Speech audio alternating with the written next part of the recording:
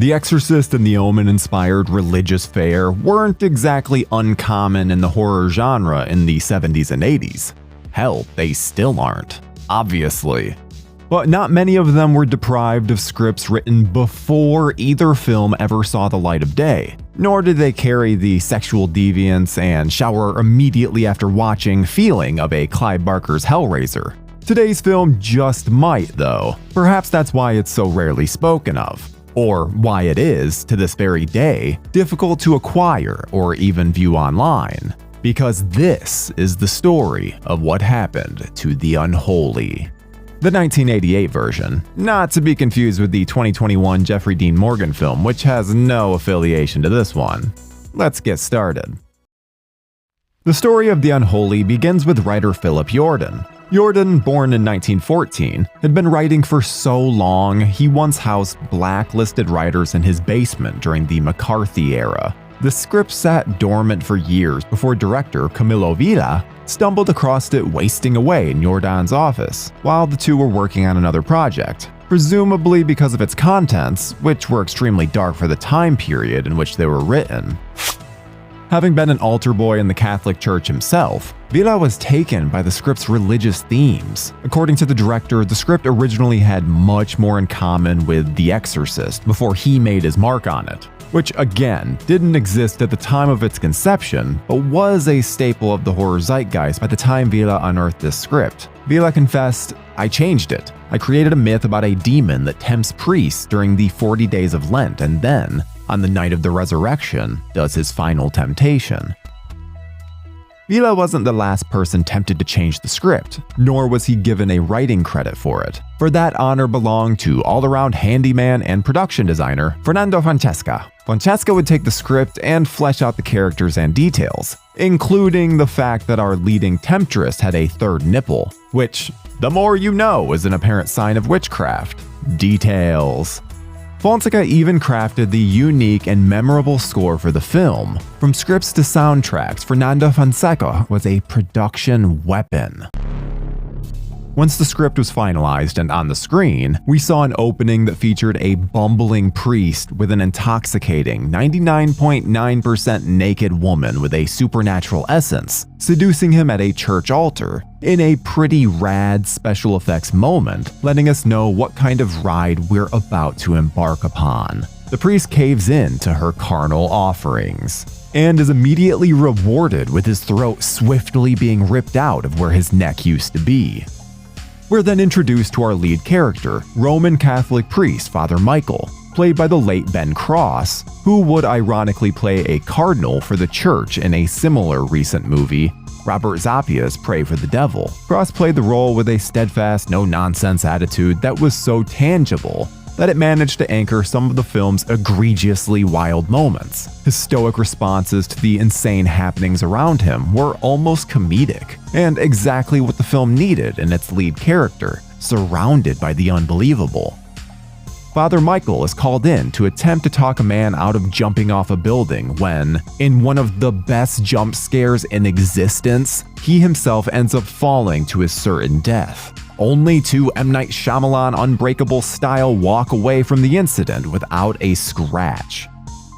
This is a disconcerting surprise to him, but not to his archbishop, played wonderfully by Hal Holbrook, who sends him in to replace the slayed priest. This while secretly hoping that Father Michael is the chosen one, who can stop the evil entity who had killed 2 priests before him. Alongside Archbishop Mosley is another priest with haunting white eyes, blind from his own battles with a demonic force. This character, Father Silva, is played quite convincingly by actor Trevor Howard in one of his final roles. Here's where the horny Hellraiser stuff kicks in. Investigating the murder of the priest he replaced, Father Michael begins to correspond with a police lieutenant played by none other than Ned Beatty of the Superman franchise and of course Deliverance. The investigation leads him to a local club where some nice folks are displaying performance art in a communal setting, and not the kind that you see at your local coffee shop during open mic night. No. These folks appear to be erotically cutting each other's private parts on stage like it's some kind of goddamn magic show for Satan's Fall Festival. It's here that we meet the club owner, Luke, played by the scenery-chewing William Russ. Luke resembles almost an exact cross between Joaquin Phoenix's porn shop clerk in 8mm and Kiefer Sutherland in The Lost Boys, with just a pinch of the Tiger King. It's fun stuff. Weird, but fun. Despite experiencing some pretty freaky paranormal moments together, Father Michael and Luke are too far on opposite sides of the spiritual aisle and end up enemies. In part because the practical Father Michael is having a hell of a time believing that a satanic force could roam the earth, using sex to tempt the holy into their own demise. At one point, even Luke questions why he's having such a hard time believing such a thing could exist when he devoted his life to its counterpart. Finally, after a plethora of blasphemies, sex offerings, red herrings, and a whole lot of dry ice, we reach our finale, which naturally takes place at a church altar, underneath a dead body crucified to an upside-down cross, split from groin to sternum, just like Stu said in Scream. Hey. It's called tact, you Greg. Here, after watching a guy bleed out on his face in a way that would make Art the Clown question his lunch choices, we have the final showdown between good and evil, a scene that would be the source of the majority of controversy surrounding the production of the film. In the final product and theatrical cut of The Unholy, it ends with an insanely intense myriad of twisted moments. Our gorgeous sex demon, played by Nicole Fortier, whose only other credit is for 1987's Scared Stiff, reveals her true nature as she licks the inner thighs of a restrained Father Michael. The editing then pans back and forth quickly between the audience witnessing either Fortier or a gigantic slimy demon doing the aforementioned licking, and it's traumatizing. We're treated to a battle between Father Michael and multiple disgusting creations before being taken on a trip into hell itself. In these moments, strobe-like shots of the depraved flash before us. Everything from random throat slashings to flesh eating to someone taking a large object to an exposed bottom appears on screen in glimpses. Read that last part back to yourself slowly. It's like a Faces of Death cutting room floor in there. All this before Father Michael asks God for his strength and fulfills his prophecy as the chosen one, banishing the demon and saving the day. No more cutting folks' buns for you, demon. The controversy doesn't come from these bold and offensive horrors that take place here, but rather from the fact that this hadn't been the original ending of The Unholy at all. In fact, it had all been recreated from scratch, with a brand new director. When Vestron Pictures picked up The Unholy for distribution, they believed in the film deeply, but they were unhappy with both the ending and overall lack of horror in its original form. The director himself had even told Fangoria before the changes to his film were made, "I don't consider this a horror film. Vestron had other plans."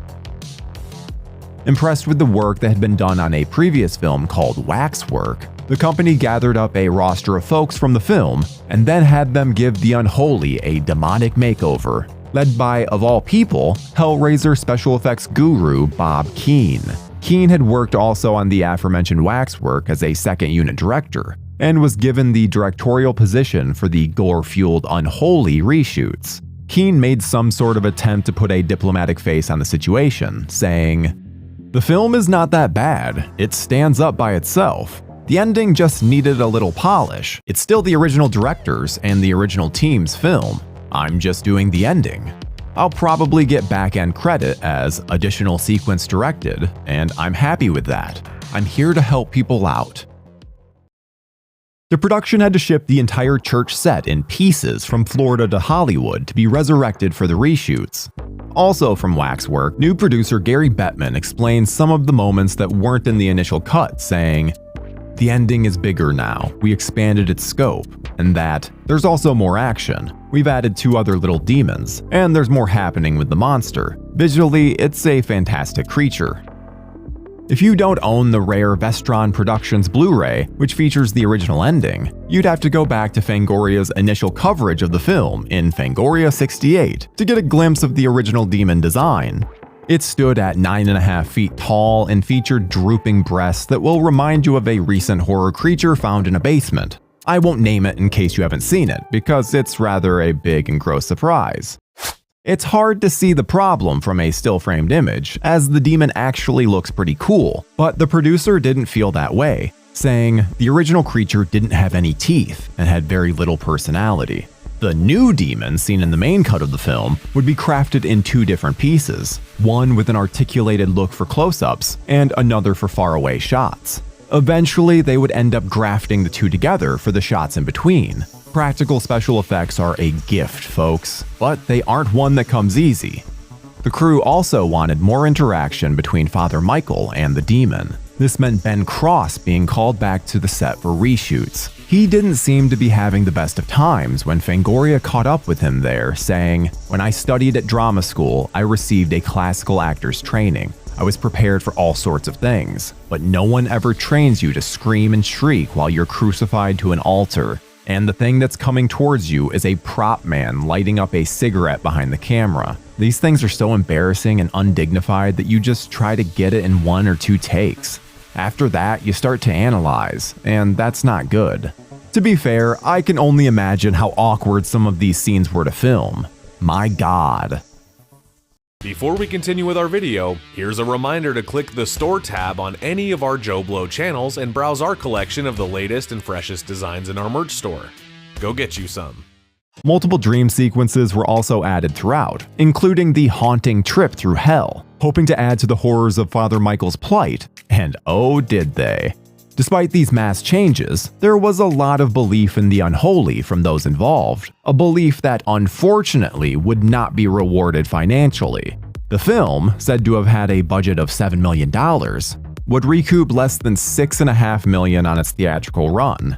You would think that, like so many other morally challenging horror films of the time, The Unholy would find new life on home video, but it only received a North American release on DVD, packaged with 7 other films from Vestron, ironically including Waxwork. Finally, in 2017, the film was released on Blu-ray, featuring the aforementioned original ending, as well as several other featurettes. To this day, however, it doesn't feel like The Unholy ever received its dark flowers, especially for a film that feels so shockingly well made in so many areas, specifically the effects department. For example, one scene in particular features a German Shepherd that's had its throat ripped open. Rather than go the Halloween 5 route with a stuffed animal Doberman hanging in the attic, the production actually gave the dog anesthetic and applied the prosthetic as it slept, just for a simple shot of a dead dog, and it looked amazing. Despite how you may feel about the tactic, the dog apparently enjoyed licking the Caro syrup off of himself afterwards. It's clear a lot of care went into the production. To be honest, in the realm of religious horror movies, The Unholy is more frightening than many far more talked about films of the era. So why is it that you can't currently stream or even rent this twisted film online anywhere? Chalk up another win for you avid physical media collectors out there. The rest of us will just have to get creative. And that, my friends, as far as the time of this video at least, is what happened to The Unholy. And hopefully that changes soon.